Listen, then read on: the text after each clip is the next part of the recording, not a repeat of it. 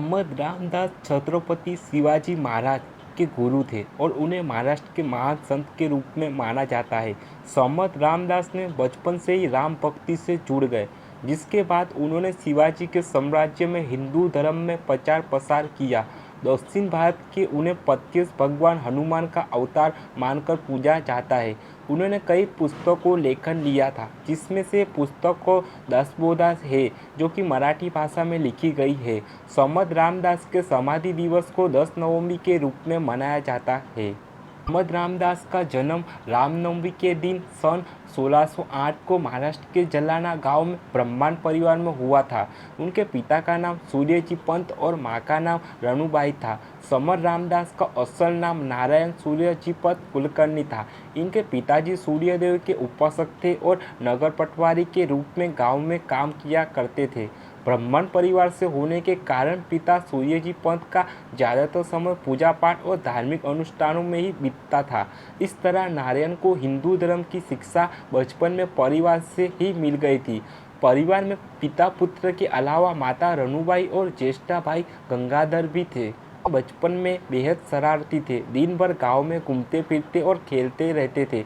एक बार उनकी माता उनको डांट फटकार कर कहती है कि तुम दिन भर इतनी शरारत करते रहो, अपने बड़े भाई से सीखो और कुछ काम किया करो। माँ की यह बात नारायण के मन में घर कर गई और अगले दिन से ही उन्होंने ध्यान लगाना शुरू किया।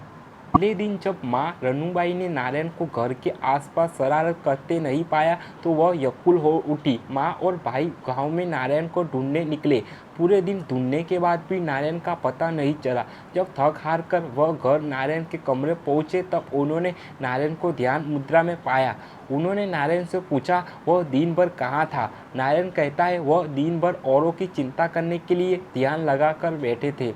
उस दिन के बाद से ही नारायण का जीवनचर्या पूरी तरह से परिवर्तित हो गई। वह लोगों को स्वास्थ्य और धर्म संबंधी ज्ञान देने लगे। उन्होंने युवाओं के यह बताया कि युवा ऊर्जा से ही मजबूत राष्ट्र की स्थापना की जा सकती है। उन्होंने जगह जगह व्यायाम व कसरत करने के लिए व्यायामशाला की स्थापना की व हनुमान जी की मूर्ति लगाकर नियमित पूजा करने की सलाह दी। 12 साल की उम्र में नारायण के माता पिता उनका विवाह कर देना चाहते थे, लेकिन वह इस विवाह से बिल्कुल भी खुश नहीं थे। वह जानते थे कि उन्हें कहाँ जाना है। विवाह के दिन वह मंडप से भाग गए, जिसके बाद वह कभी भी घर वापस नहीं आए।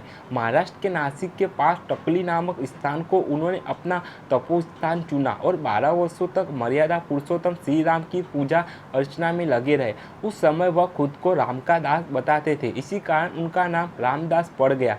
12 वर्षों तक कठिन तपस्या करने के बाद उन्हें भगवान राम के साक्षात्कार हुआ। जब उन्हें साक्षात्कार हुआ तब उनकी आयु मात्र 24 वर्ष की थी, जिसके बाद वह अगले 12 वर्ष के लिए भारत भ्रमण की यात्रा पर निकल पड़े।